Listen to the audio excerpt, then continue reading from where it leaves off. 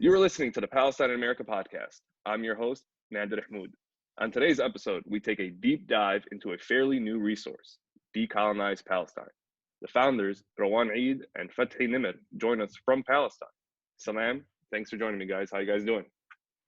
Good. Thanks for having us. Thanks for joining me. Happy to be here. And I would just like to say that your resource is very digestible.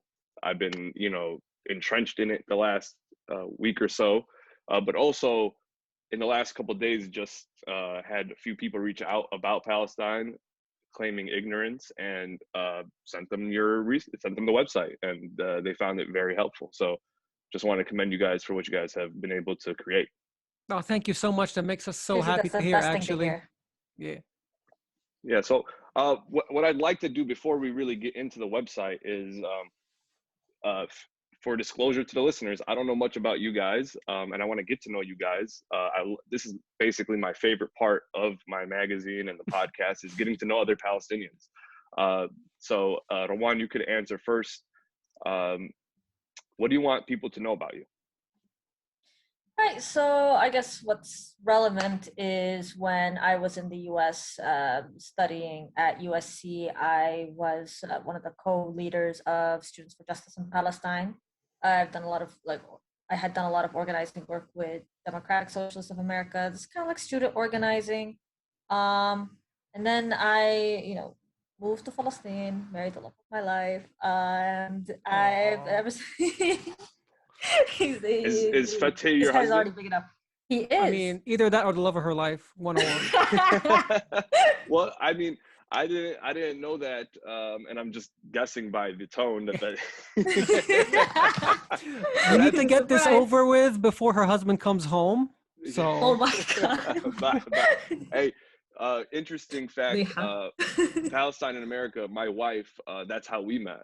I created Palestine in America, but I met her at a Love Under Apartheid event at Loyola University in Chicago. So Palestinian. And I told her, you're right, and I told her about my magazine, and we hit it off from there. So. Oh, that's adorable! I love that. Love Under Apartheid. Our matchmaking skills never cease to amaze me. Yeah, right. It was funny. It was a very sad presentation about how our people are kept away from each other and blah blah blah. No, but we find a way. We build tunnels and. I love that so much. Oh, that's adorable. Moved here. Sorry. But just to get into your organizing in the U.S., is that kind of maybe what inspired? Because back when you were organizing in the U.S., what resources were there that you would probably measure up against your guys' resource? Yeah, that was the thing. That's really what pushed us to want to make this website is I felt like I would have to go and compile things on my own. And I know a friend of mine at a Canadian university, she had made this Google Doc that a bunch of us really loved. And it was certain arguments that Zionists would make and then a bunch of articles under it. It's great, but it's not easy to send this Google Doc to that many people, then have them go to all these sources. That was the thing. I mean, we love Palestine Remembered for certain, details about the villages that were destroyed. Obviously, their work keeping track of these things was really amazing. And just basically different organizations' websites. I know NSJP would make, different guides. PYM always were doing great stuff.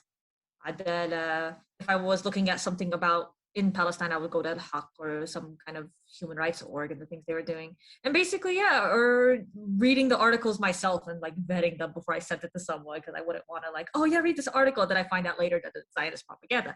So, or that just not the way that I would phrase it or a way that I would find misleading. So that was the thing, us, these kind of experiences made us want to take charge. I mean, Fathi, the same thing. Fathi would come across when he was in Germany too, but also in general when people would ask questions about things or on social media, we would make threads, right? Tweet threads read this article, read this article, read this article. And it made us be wouldn't it be great if we could just find something that's specifically tailored to meet people's questions, the most common questions, the most one-on-one kind of things. That definitely pushed us to want to make something like this. Yeah, we got really tired basically of repeating the same answers to the same questions. I mean, I think basically that's Palestinians in general. We've had all of this scholarly research going on for decades now, and our narrative is only being more and more confirmed with more declassified archives and such. But we get tired of repeating the same stuff. So we thought maybe we should just have this, kind of like centralized resource, basically the kind of website that we wished existed while we were, first starting to learn about Palestine 100%. and going through it. So that was one of the main. Honestly, it was going to start as a YouTube channel. I'm glad I steered away from that, because that sounds like a whole other kind of worms, Yeah. So this I is think where you we guys could ended have up. did it. I think you guys should Maybe probably one still day. do that. You guys should still definitely do that. Never But too this, late. like I said, when unfortunately, I hate that it had to be what was going on over the last month, but Right. people that I went to journalism school with reaching out and stuff like that, and people who back in high school were even ignorant and said some ignorant things to me reaching out. And when they did, I was like, wow, I am so happy that I have a resource for this. And even friends of mine that are Palestinian that aren't well versed in this, reaching out and saying, hey, what resource should I respond to this ignorant Zionist with that I went to college with? Yeah. And you share Decolonize Palestine with them, and they're like, holy crap, where has this been all my life? Because Wow. That's the best thing sometimes to hear, sometimes it is hard to speak about. I mean, personally, I went into sports journalism because I didn't feel like I had it in me to be the one to speak up for our people, and I felt like I was too, emotional, and I didn't have all the facts in a nice organized area. So again, thank you guys for this. Oh But no, that actually makes us so happy. Sorry. but so Fathi, I just didn't want to leave you out. What do you want people to know about you? I am tall, dark, and handsome. We No, but can't see really, you, but well, they can I'm getting a imagine. very good, Palestinians are typically good looking people. I imagine a very good looking person behind the screen right now. Maybe we'll see. But I grew up between Nablus and Ramallah. Basically, I moved to Ramallah in the first Intifada. First, that would be Yeah, interesting. you're not that old. Yeah, I'm not that old. Yeah, in the second Intifada. And basically that was a very formative period of my life. That's where I got really heavily into activism and learning all of these things. And I got my master's degree in political science, and I went into academia. I was a teaching fellow at Bizet for 3 years, and I was supposed to go out and finish my PhD, or begin my PhD rather, after that. But COVID and all that had different plans for us, so I just Right. started working on more full-time on the website, because we've been writing articles for like almost 2 years now. But this was really an opportunity for me to just sit down and work on it as much as I could. Before last personal question, how did you guys meet? But I want to go into, you mentioned you've been working on writing articles for 2 years for this website. Yeah. But how did you guys meet? And anyone you guys can answer. Okay. Birzeit has a program called the PAS, the Palestine Arabic Studies, and I had gone into it. I had gotten a scholarship as a diaspora Palestinian to study Arabic. Great thing about the program is Ammiya and Fusha. That's kind of rare to find a class that's like specialized in colloquial Arabic, Palestinian colloquial Arabic, and not just generally Levantine. Point is that I was really excited about coming to this program and like studying these things. And we are they also did trips. They did trips to go see, Nablus, to go to Salfit, to go to Ariha, to Jericho, and to meet with different Palestinians who would tell us about like what they were dealing with settlers or with the occupation more generally, just like their life experiences. And he happened to be on the trip to Nablus. And we sat next to each other on the bus. And Wow, that's so romantic. That's so Palestinian romantic. That's just like let me show you all this misery and fall in love with you. Again, it's honestly, we understand your story. I don't know. It was a sweet trip, like going to the soap factory, and the soap factory, and the knafa and things. No, 100%. Yeah. You're Oh, just that's like, sweet. My father teaches at Birzeit as well, so he was the nice. organizer of this trip, so I was kind of like going with them as an assistant sort of Yeah. thing. Well, you And lucked out that day. Did you I always go with your lucked out. father? I Because was sometimes I so We would have been didn't like, you go would close. have on been a big trip, always. by the way. Yeah, Yeah, I yeah. was so close to not going that day because I can be lazy in the morning. Subhanallah, maktub. So yeah, that's how that happened. That's beautiful. That's beautiful. But so let's go back into Decolonize Palestine. So Mhm. was it right then and there when you guys met? You guys happened to talk about the lack of resources that day, or was it, when did the conversation start? I don't I think don't it think that's was a first straight at date the same topic. time. Oh, No? no. What was the first day topic? I'm saying that's not a first date topic. Like, hey, I just met you. You want to make resources on Hey. Palestine? Call me. Sorry, I'm being annoying. No, it It took was a while. later. Honestly, yeah, Mhm. it was later. I mean, there was a period. Rowan, after the program was done, she had to go back to the U.S. So we had Right. to And finish maintain the university. Yeah. relationship. Yeah, really maintain the relationship online and so forth. But like, I started talking to her. I told her about the YouTube idea, and she was always into that. She was like, "Yeah, you'd be great." I mean, she's contractually obligated to say that, obviously. Yeah. But He would be great. yeah, we basically, after talking a lot, we shifted it because YouTube has its own different requirements and setup and all that. But I had already started writing some scripts, so I turned some of those scripts into articles, and we're like, let's just run with the whole website thing as perhaps as a first step. We'll see how it goes. But yeah, that was maybe a year and a half ago to 2 years. I can't really remember exactly, but yeah, at the beginning of our official marriage, basically. I mean, Twitter was a big part. Actually, Twitter has been kind of huge for our relationship because obviously, even when we were physically apart, like we would send each other things. And to be honest, there'd be so many times where, instead of me directly quote tweeting some Zionist and then having to deal with them, I would just like DM him the tweet, like, "Do you see this shit? Like, do you see what they're saying?" And so it just started like that. It's like, oh, and we would just start like talking about all the ways in which they were wrong because we always say this, but like a lot of these myths, you have to debunk it from so many different angles because it is relying on so many different historical assumptions and misconceptions and just outright lies. So then we were like, oh, so we would just like, we started like listing out the ways like this is wrong in these ways. Then it's like, okay, this should be in one place. So that was a big part of it too, was like honestly Twitter and thinking about all the Zionists that we know and the things that would make it into mainstream media. And I guess that's what made it, putting it in article form, come in a bit of a natural way too. Yeah, so now we basically had some consolidated resource for all this information that they will still ignore, but at least it looks pretty. Yeah, but the Zionists themselves, I've completely given up on. I mean, Yeah, same. if this whole coexistence stuff is just beyond me. Like it's with God now. No, honestly, I keep saying this. Like, I write mostly for the people who like, even when I engage with Zionists on Twitter or Facebook or what have you, it's for the benefit of the people who are seeing this but don't exactly know what's going on. 100%. So because there's just no, there's at this point there's willful ignorance and there's denial of reality, and I can't really hold the hand of somebody who still thinks that they're like, these kind of myths exist. Like, they're using modern ethno-nationalist talking points to talk about an area like 10,000 years ago when these ideas didn't even exist. It's like, just like Rawan said, like, you need to have a whole class to explain to them why they're wrong, and it's not like they're gonna even read it anyway. Like, I 100%. literally one time quoted a passage from a Zionist Jewish Israeli book, and all the responses were like, "Oh, your Arab books are full of lies." It's like, there's just a willful ignorance. Like, they don't want to learn.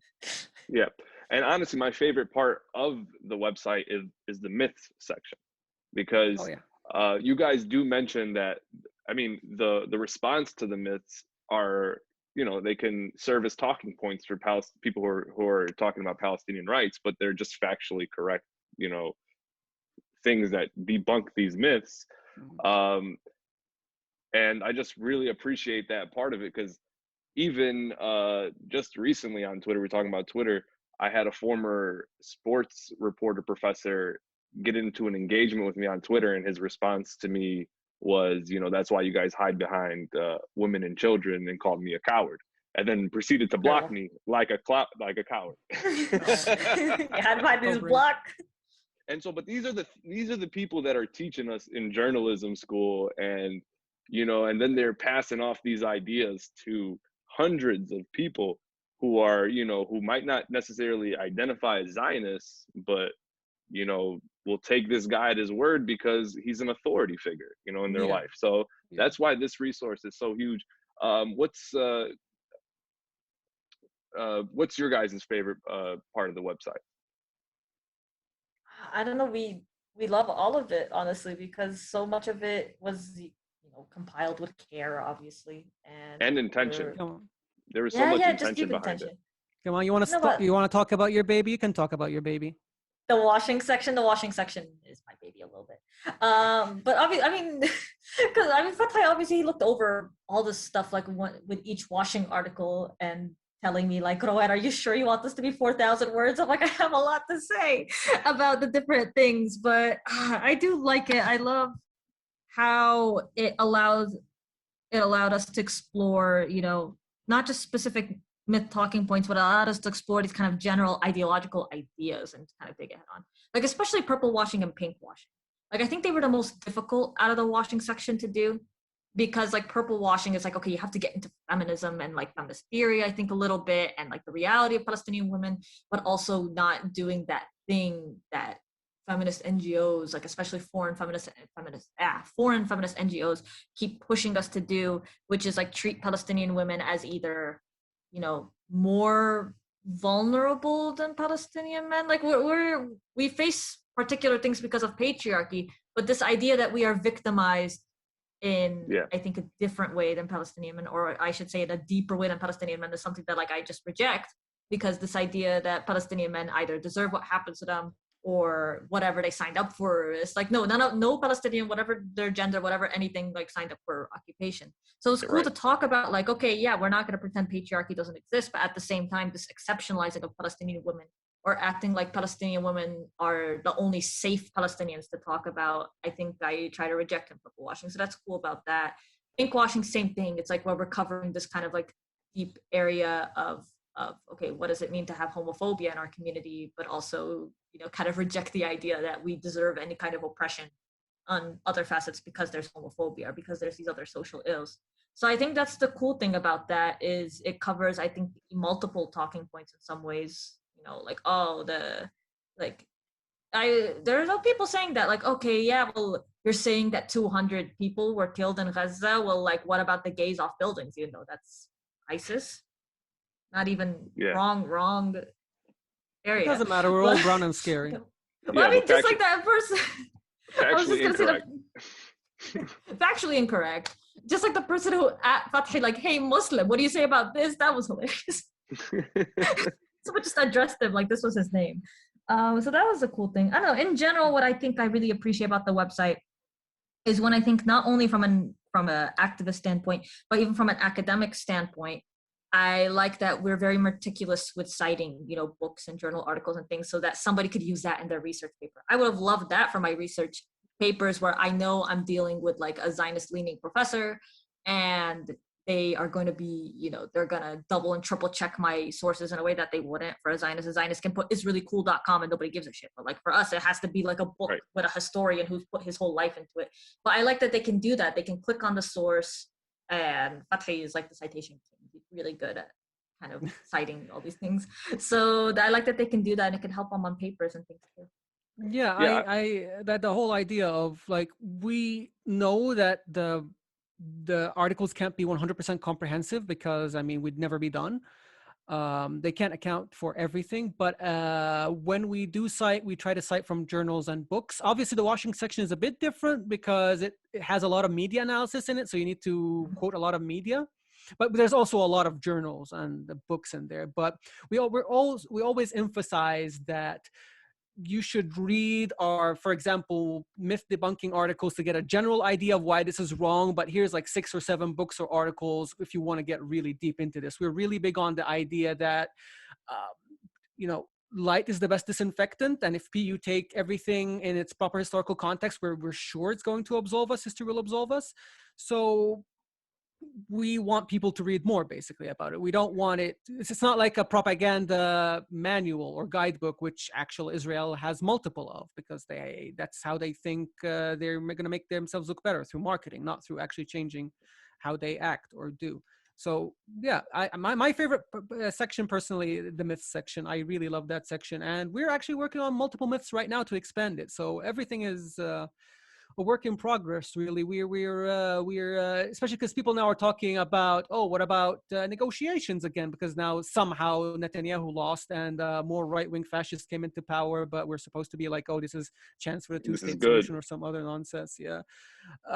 So we have a few myths about negotiations and about everything that tries to, frame Palestinians as intransigent, refusing all peace just because, which is nonsense. And I think an emblematic myth about that is Barak and Camp David. So I can't wait to jump into that very soon. You basically answered my next question, was is this a complete project? And I guess it's Oh God, no! No, not even never close. ending. Oh Lord, you don't even understand where we want to go Languages. with this. Oh, we want to expand to different languages. We want to expand into a culture section where we have lots of talks about cultural Palestinian things like poetry, thawab, all of this kind of stuff. Not just that, we also want to have all kinds of different databases. Like we were working on a war crime database for the Nakba, which is like trying to gather them all in one place. Obviously, a lot of this is outside of our technical ability, which is why we're going to need to hire some programmers and stuff. Like, okay, we can do the content, but we're going to need some programmers and artists. It's a long process, but we have so many different plans. We also plan for a section about just standalone articles that aren't in any of those other areas. There's just, oh man. The thing is, though, that we're working on this website in our free time after work, so it's kind of exhausting, but like we have so much drive to do this. It would be amazing if we could really just do this for a living, obviously, but you know Right. how life gets in the way. But yeah, and who knows. Who knows? My next that leads me to my next question.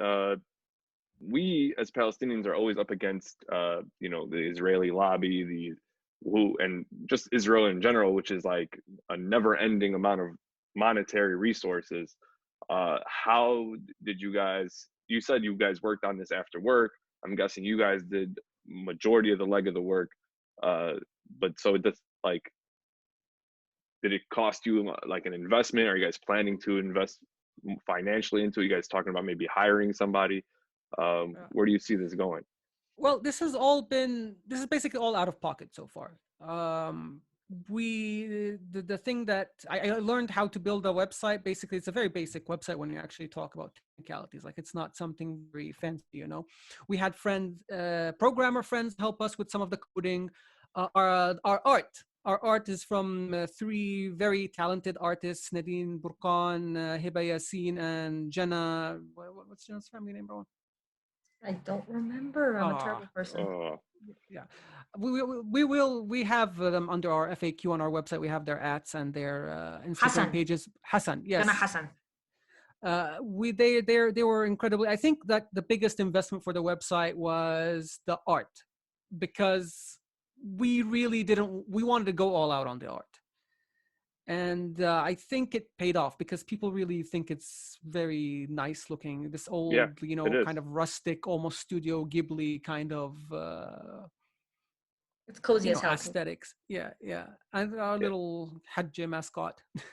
Yeah, and it's easy to digest and also the website. You said, very, you're not very like well versed in building a website, but it's a beautiful website. I'm clicking through it right now. The art, like, man, the art is beautiful. People really need to go check out you guys' website. Just in case I haven't mentioned already, decolonizepalestine.com. And for those people who, you just skipped ahead, I'm with the two co-founders of Decolonize Palestine, Fathi, Nimer, and Rawan. My next question for you guys is, I saw you guys on Twitter when you guys first announced the release. You guys thanked people like Steve Saleta for helping. Who else? I mean, how did that like relationship come to be, and who else helped, if anybody else that should be mentioned? Yeah, he's just cool. Like honestly, we just DM'd him and we're like, hey, like, can you look this over? to make sure it's like really good, like factually sound, historically accurate, and things. And he's obviously a really great guy. He's one of the best people we have in the Palestine movement. Honestly, just really principled and kind and just yeah. So and really, truly dedicated. So that was a nice thing. Um, I asked, we were struggling trying to figure out a name, and then she suggested it, and we were like, that's perfect. And for those who don't know, she is the amazing director of a documentary I think everybody needs to see. It's called 1948 Creation and Catastrophe. So brilliant. It covers, just its testimony from Palestinian refugees from the Nakba. But she helped with the name. And who else? Yeah, we'd like to thank Lara and Stefan Shiha and Rakan Yes. because they were the only people that they couldn't even wait until we had a Patreon to donate to. They were like, no, listen, you have to pay for this hosting thing. That's on us. And they transferred that money for us like the same day. It was like, oh, this is our good. It was very sweet. And they've been really huge supporters. And like Rawan said, we can't underemphasize how the help of Professor Salaita, or ex-Professor Salaita, I should say, was such excellent. Like, he looked through basically the entirety of the introduction articles, and he gave us feedback on where to focus, where not to focus, where there was things that were unclear. And like, seeing him give us praise for what we wrote was honestly something so incredible, since we've been following him and reading him for years. So Yes. it was just like a real big moment of like, holy crap, it's like starstruck. I mean, Israel's Dead Soul is so good. It's, I think, one of the less cited books on Palestine in general, because it's kind of covering the idea that Israel used to be morally like better, and it's kind of descended. Like, I think that's very popular among liberal Zionists, right? Like, everything was magical until Netanyahu came along. But his book does a really good job of like delving into the ways that that's not true. And also his section on pinkwashing was very useful to the pinkwashing article. He really covered the ways in which, like, how this propaganda works and how it relies on like very racist tropes. And I should say that too, honestly, about pinkwashing is I sent it to like multiple queer friends of mine because I wanted to be very, intentional and respectful and not minimize anything in any way. So that was also, I think, very helpful. That's the thing. I think it's also like we see it as a communal project. It's a very communal project. So it was we really wanted to talk to a lot of people before we posted things. Like Rawan said, for the pinkwashing article, we talked to a lot of people before going the way that we did, because we needed to do this kind of research, and I think it really paid off in the end. I think it did as well. You guys, I feel like, reached out to the perfect people, and you guys yourselves are the perfect people to do a project like this. I know I've been singing your praises throughout the interview, but honestly, like you guys have mentioned throughout, we didn't have this just 5 years ago. We didn't have a resource that we can go to and just plug and pop. We had to actually go read a 300-word book and find a little section in there and put it in our paper, and then make sure our professor had the copy of that book and knew exactly where to locate it in the book. That's exactly, we wanted to be as open as possible. I mean, it's even Creative Commons, so just take it, run with it, do whatever you want, just like learn. That's what we want. We're not interested in any kind of blockage of this. And you mentioned this already, that you guys, even on the website, you guys even say like, this is not for you to use as propaganda.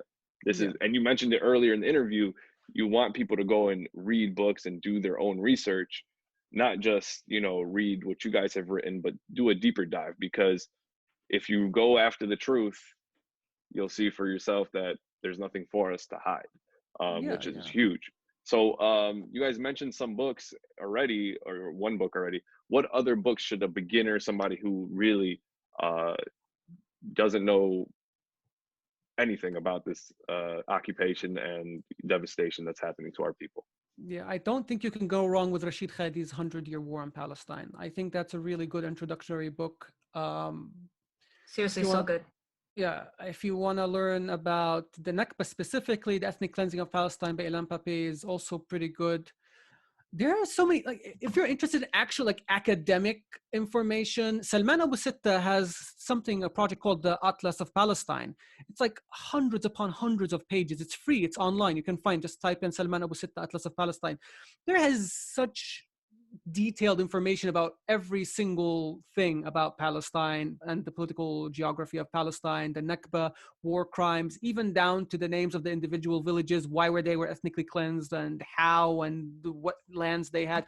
It is an incredible project he's been working on for so many years.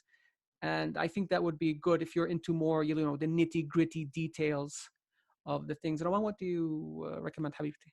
I'm just thinking about what I've read recently. Recently, I read Surveillance and Control in Israel-Palestine, Population, Territory, and Power. And this is more niche. This isn't an introduction book, but it's very great because I think for me, it made so clear how intertwined like the struggle against Israel is against the struggle against like American imperialism and or these other kinds of isms, because of how it shows the ways in which Israel's basically, its a economy, its being is dependent on like these very oppressive technologies of like surveillance and oppression and control, and how this kind of, it isn't responsible obviously for violence in the US. It's more that it sure as fuck helps, it's like it's a testing ground, and it goes and it impacts people in these ways.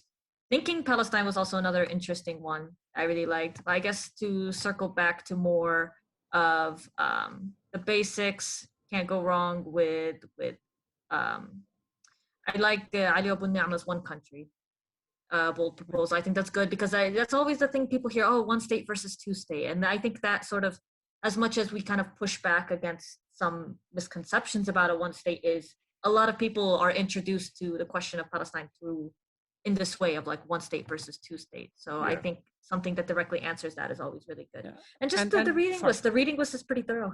Yeah, we have a lot of stuff on our reading list on the website, but it's just like if you're interested in history, because I love the history of Palestine.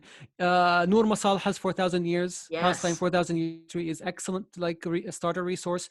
And if you're more interested in the Ottoman and Mandate time, Lorenzo Camil's Imperial Perceptions of Palestine is quite excellent and debunks a lot of the things that designers are still talking to about today, about the Palestinians just being like migrant laborers somehow that were attracted only after Zionist innovation. That is also a myth, obviously, on the website. So you can also read there. You can find more sources there. But it's just, I could never get tired of reading the history of Palestine. It's really fascinating. You guys have been wonderful. I just want to make sure to remind our listeners, please go check out the website at decolonizepalestine.com and just dive in right there. Like they said, they have a lot of reading suggestions, a lot of myths that they debunk. And I'd be remiss, guys, if I didn't ask you, because both of you guys are on the ground in Palestine right now. I'm interested, and you don't have to answer if you don't want to, but like for me, I hold a Palestinian Hawiyya, so I can't get into Jerusalem freely. Do you guys face that same issue, or what is your guys' status, if you don't mind? Oh yeah, yep. All of us. We both have green IDs. ID cards. Yeah, Okay. West Bank cards. So I can't remember the last time I was in Jerusalem. Really, I've never. I can see the sea from the house on a good day, but I've never been there. So I can be a little bit dramatic at the end.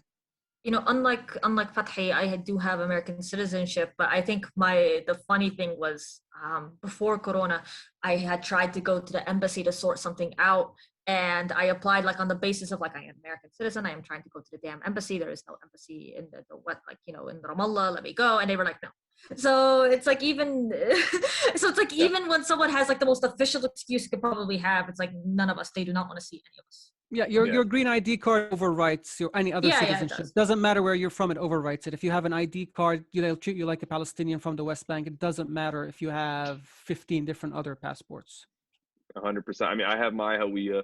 Unfortunately, my wife just has an American citizenship, and I made the mistake back in 2018 of when we tried to enter through the Jisr of saying, hey, yeah, this is my wife. She's trying to enter with me, and they denied her entry because she wasn't on my Hawiyya. I didn't even know about that before getting there. And they sent me on a wild goose chase. They're like, oh, you can get this done in a day. No. They're only there for a week. Plot twist. God, I'm so sorry. They told you that. And so, long story short, we had to wait until the next year in 2019. We went back together, and she got in because she was now on my Hawiyya. So, oh, that's great. At least. yeah, that's a good ending to the story. But like I said early in this interview, she would kill me if I wanted to move there because she would have to continuously go back and forth for that She'd to have to even catch work. you first. Oh, she wasn't able. It's just every single time she enters, it's on a visa. Yeah, she doesn't have Yeah, a whole year, exactly. so Yeah, so she's there Ah, for 3 months at most, and then she has to go back to Jordan and go back. So yeah, yeah, it's we're rough. running out of time, and I really appreciate you guys for joining me. We should definitely do this again when you guys do an update to the website. Again, check out decolonizepalestine.com. I was joined today. I'm Nader Ihmoud, by the way. You're listening to the Palestine in America podcast. I was joined today by the founders of Decolonize Palestine, Rawan and Fathi Nimer. Thanks again, guys, for joining me. You guys are wonderful, and hope to talk to you guys again soon. thanks for having No, us. thanks for having us. We Thanks, had a guys. great time. Diru welcome. See you guys later. وانت كمان. باي باي. وانت كمان. Bye. Bye.